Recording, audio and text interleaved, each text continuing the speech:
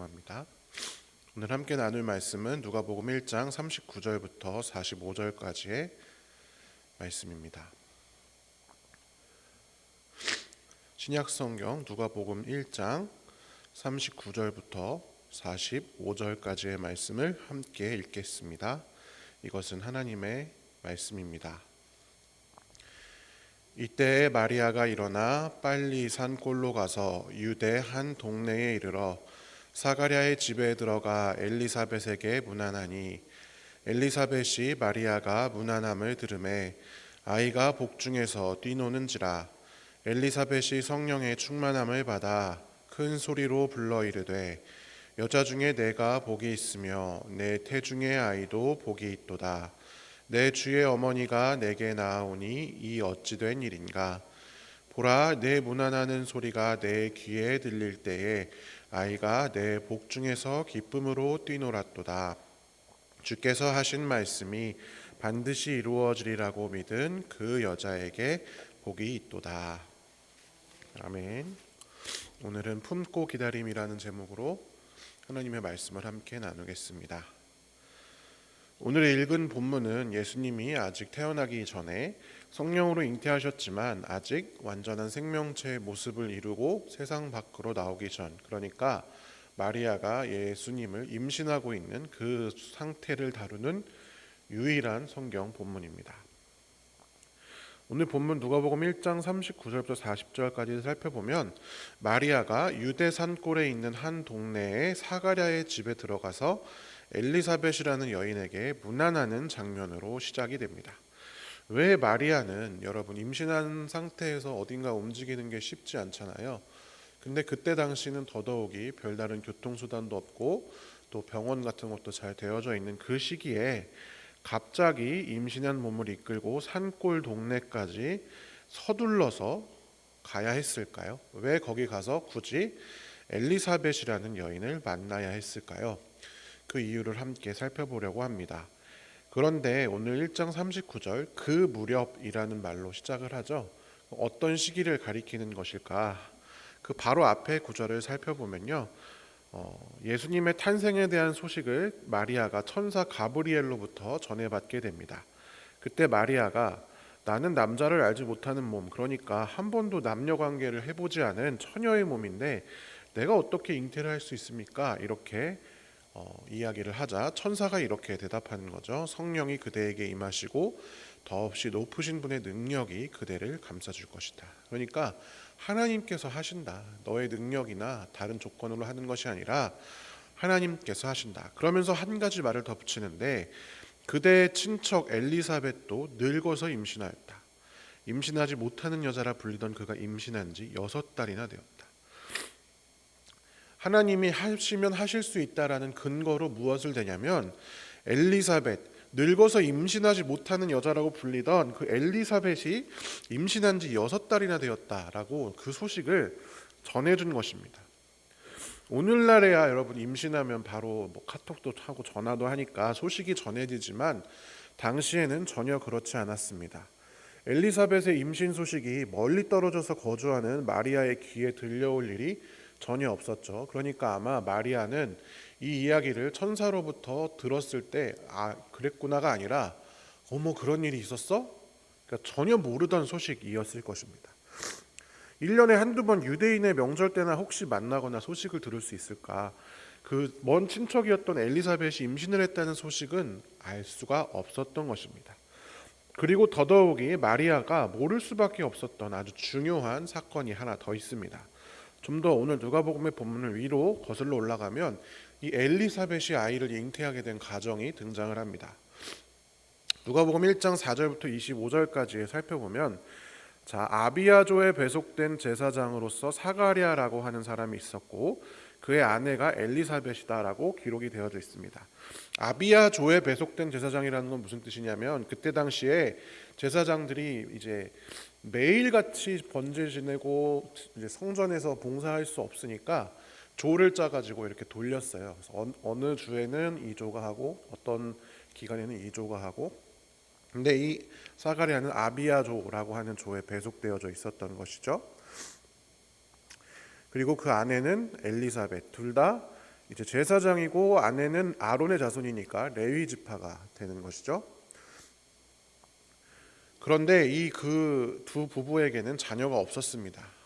엘리사벳은 임신을 하지 못하는 여자다라고 되어 있고, 심지어 그것에서 그치는 것이 아니라 둘 다 나이가 아주 많은 사람이었습니다. 마치 아브라함 부부와 비슷하죠. 사무엘의 어머니 한나를 여러분 기억하시지요? 이 시대에 자녀가 없는 여자는 여러모로 손가락질을 받았습니다. 엘리사벳도 아마 그런 삶을 살았을 것입니다. 그런데 어느 날 사가랴가 이제 자기조의 순서가 되어서 성전을 섬기게 되었습니다. 그리고 그 중에서 성소에 들어갈 사람을 제비를 뽑는데 사가랴가 뽑혔습니다. 그래서 성소에 들어가서 분향하는 역할을 맡게 됩니다. 성소에 분향할 때는 제사장, 성소라는 것이 원래 그렇죠. 제사장 외에는 들어갈 수 없기 때문에 제사장이 혼자 들어갑니다. 그리고 밖에서 백성들이 다 기도하고 예배를 드리죠. 그러니까 성소에 이제 사가랴가 혼자 들어갔는데, 그때 성소 분향단 오른쪽에 천사가 나타나서 이렇게 말하는 것입니다. 네 아내 엘리사벳이 아들을 낳을 것이니 이름을 요한이라고 하여라. 이때 요한은 여러분 우리가 알고 있는 세례 요한입니다. 그리고 천사는 이 태어날 아기 세례 요한이 어떤 일을 하게 될 것인지에 대해서 말을 합니다. 많은 사람이 그를 통해서 기쁨을 얻을 것이다. 그가 주님 보시기에 큰 인물이 되고 포도주와 독주를 평생 입에 대지 않고 또 어머니 뱃속에서부터 성령을 충만하게 받고 이스라엘 자손 가운데 많은 사람을 하나님께 돌아오게 하고, 무엇보다 가장 중요한 역할, 엘리야의 심령과 능력을 가지고 주님보다 앞서서 와서 주님을 맞이할 백성들, 그들이 그 주님을 맞이할 준비가 되도록 그렇게 백성들을 마련할 것이다. 이렇게 예언을 하는 것이죠. 그런데 사가랴는 이 천사의 예언을 믿지 않았습니다. 그래서 천사에게 내가 나이가 많고 우리 아내도 그렇게 나이가 많은데 어떻게 아이를 낳습니까? 하니까 천사가 이렇게 말하는 거죠. 자, 그때가 되면 다 이루어질 내 말을 네가 믿지 않았으므로 너는 벙어리가 되어서 말을 하지 못하게 될 것이다. 분향하러 갔는데 성소 안에서 이런 일들이 있으니까 평소보다 시간이 아주 오래 걸렸습니다. 그래서 사람들이 이상하게 여기고 있었습니다. 원래 범죄한 채로 성소에 들어가는 제사장은 죽을 것이다, 이렇게 율법에 기록되어 있거든요. 그래서 제사장들이 성소에 들어갔다가 혹시 죽으면 끌어내기 위해서 제사장들이 성소에 들어갈 때 허리에 긴 천을 묶어서 들어갑니다. 근데 성소에 들어가서 나오질 않는데 뭔가 소리는 나는 것 같고 하니까 사람들이 죽은 거야, 아니 뭐야, 이상하게 수근수근 아마 되고 있었겠죠. 그런데 그때 사가랴가 성소에서 나옵니다.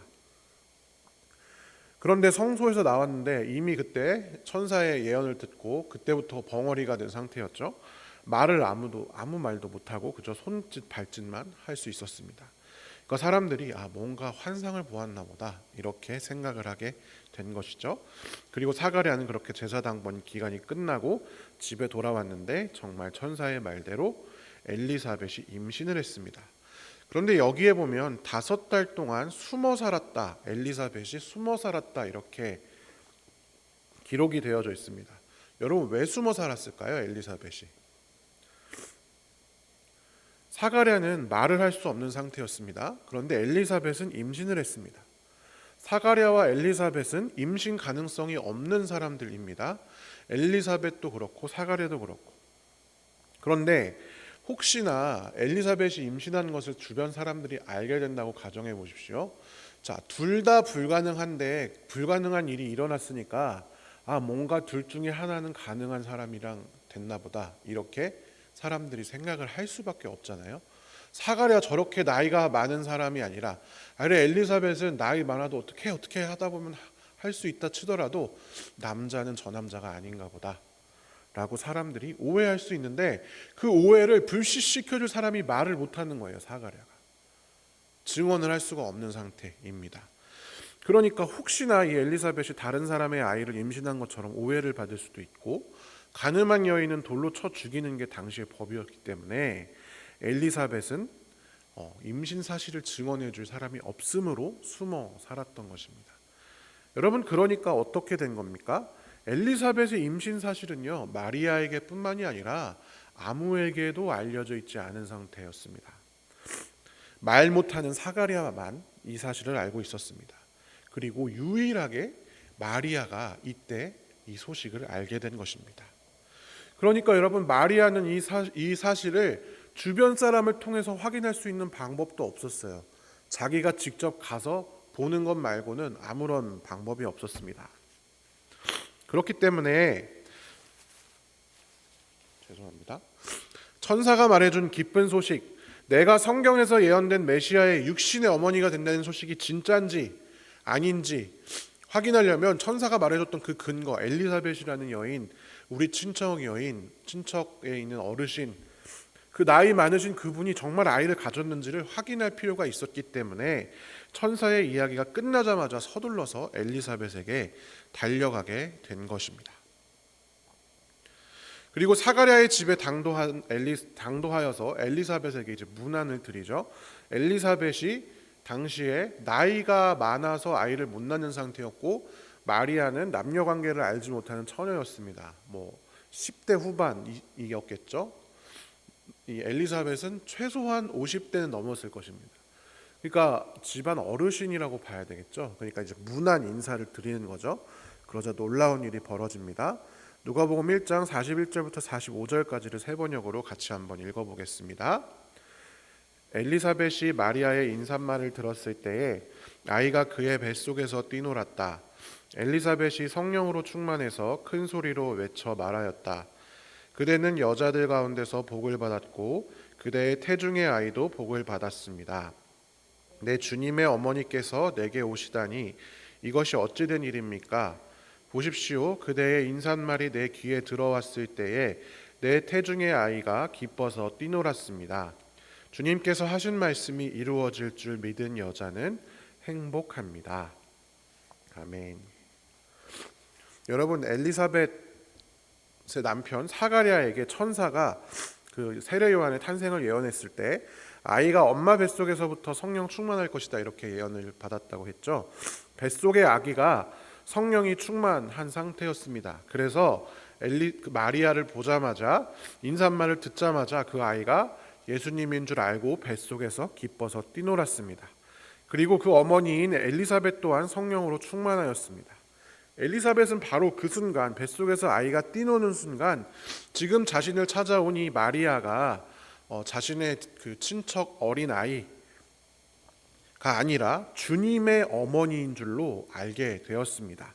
겉모습은 어린 여성, 자신이 알고 있던 집안의 친척 젊은이 마리아였지만 더 이상 그녀에게 마리아야 이렇게 낮춰서 부르지 않습니다. 내 주님의 어머니께서 내게 오시다니 이것이 어찌된 일입니까? 이렇게 이야기를 합니다. 사람들은 겉모습으로 사람을 판단합니다. 나의 이름이 나를 규정한다고 생각하죠. 내가 이루어 놓은 것으로 사람들이 나를 알아본다, 이렇게 믿습니다. 그래서 계속해서 이름을 높이기 위해서 업적을 쌓습니다. 마치 이름을 높이기 위해 하늘까지 닿아보려고 쌓았던 그 바벨탑처럼 우리의 인생을, 우리의 겉을 치장하는 데 애를 씁니다. 그러나 사실 겉모습이 아니라 우리가 담고 있는 내 안에 무엇이 있는가가 나를 결정합니다. 세상의 사람들은 겉모습을 중요시합니다. 늙어서 임신할 수 없는 몸, 결혼하지도 않고 임신한 몸, 그런 외형의 모습들을 바라보고 판단하고 비하하고 멸시합니다. 그러나 마리아와 엘리사벳의 아내, 쉽사리 눈에 보이지 않는 그곳에는 놀라운 하나님의 계획이 태동하고 있었습니다. 한쪽의 뱃속에는 뱃속에서부터 예수 그리스도를 보고 기뻐 뛰는 아기가 있었습니다. 어찌 보면 시므온이나 안나보다도 더 먼저 구원자 예수님을 만나 알아본 예수의 오실 길을 예비하는, 예수님의 탄생에 있어서 중요하고 분명한 키가 되었던 세례 요한이 한쪽에는 품어져 있었습니다. 그리고 다른 한쪽에는 하나님 자신이자 이 땅을 다스리시는 진리, 본체가 꼬물이 육신이 되어서 성령으로 잉태되어서 오신 그 예수 그리스도가 품어져 있었습니다. 겉모습은 한쪽은 나이 들어서 임신한 사람, 한쪽은 어린아이, 결혼도 하지 않은데 임신한 사람, 겉모습만 보면 모두 손가락질 받던 사람들이지만 그의 안에는 놀라운 하나님의 계획이 숨어져 있었던 것입니다. 엘리사벳은 성령이 충만한 순간 마리아의 겉모습을 보지 않고 뱃속에 있는 아기 예수님을 보았기 때문에 마리아에게 내 주님의 어머니라 칭할 수 있었습니다. 그리고 동시에 자신도 그 길을 예비하는 자의 어머니가 됨을 다시금 확인할 수 있었습니다. 그렇기 때문에 기뻐했습니다. 동시에 마리아도 자신을 향한 천사의 말이 사실임을 확인하게 되었겠죠. 내가 메시아의 어머니라니 얼마나 놀랍고 기쁜 소식입니까? 그래서 마리아가 이렇게 찬양합니다. 같이 한번 누가복음 1장 46절부터 55절까지를 함께 읽겠습니다. 그리하여 마리아가 말하였다. 내 영혼이 주님을 찬양하며 내 마음이 내 구주 하나님을 좋아함은 그가 이 여종의 비천함을 보살펴 주셨기 때문입니다.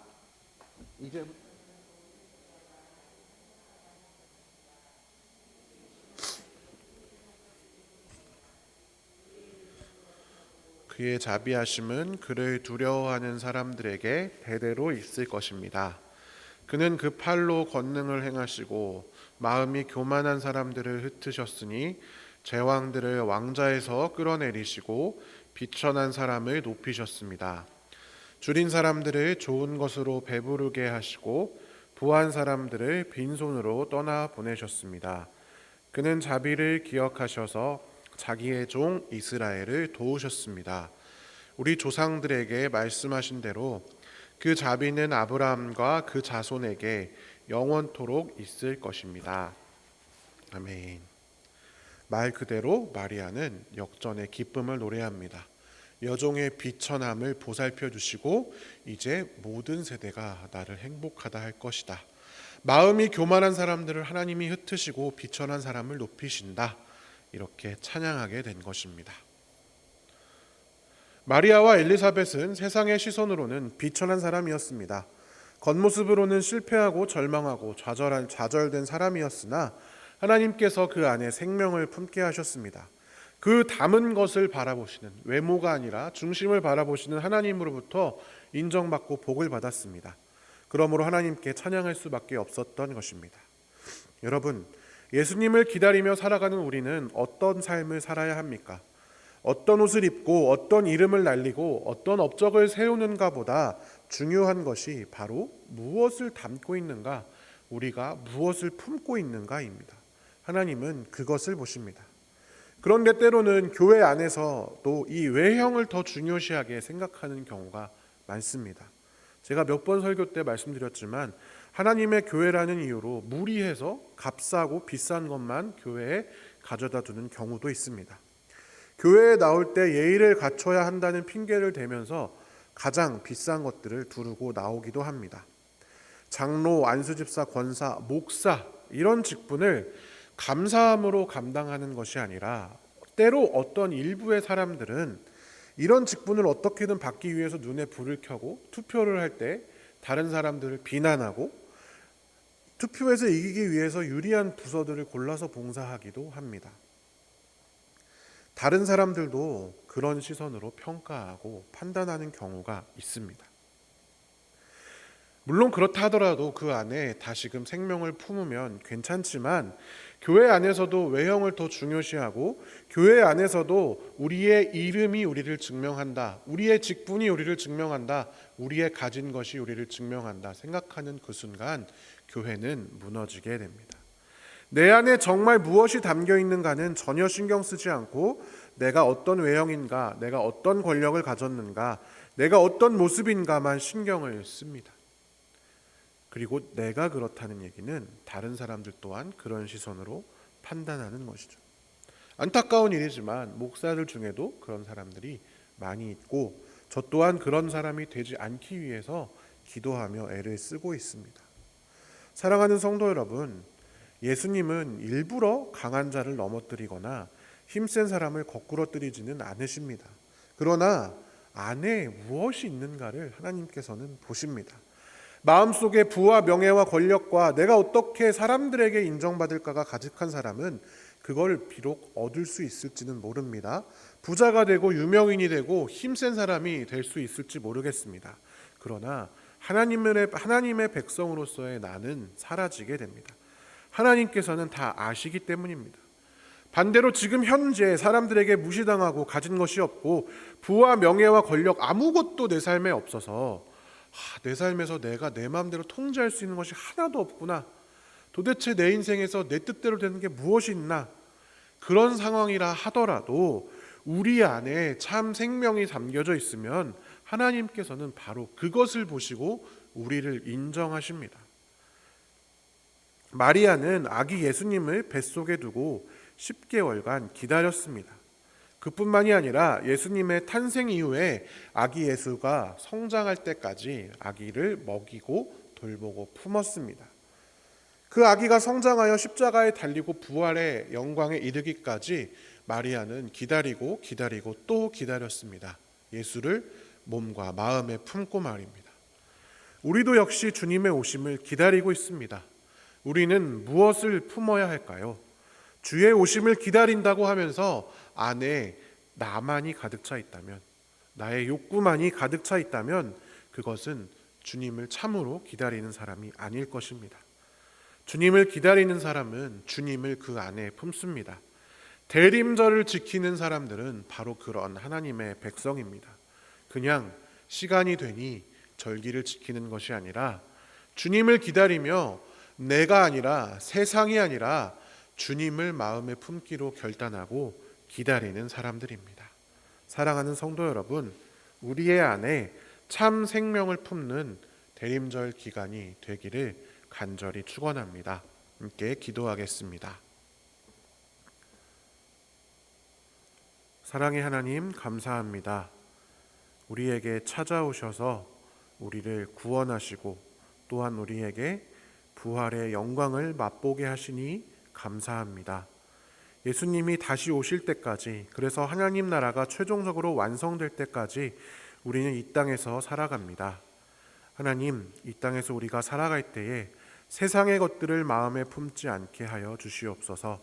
부와 명예와 권력만을 마음에 품고 그것을 쫓아 살아가지 않게 하여 주시고, 살아계신 주님, 살아계신 예수 그리스도의 참 생명을 우리 안에 품고 살아가는 그런 대림절을 지키는 하나님의 백성이 되게 하여 주시옵소서.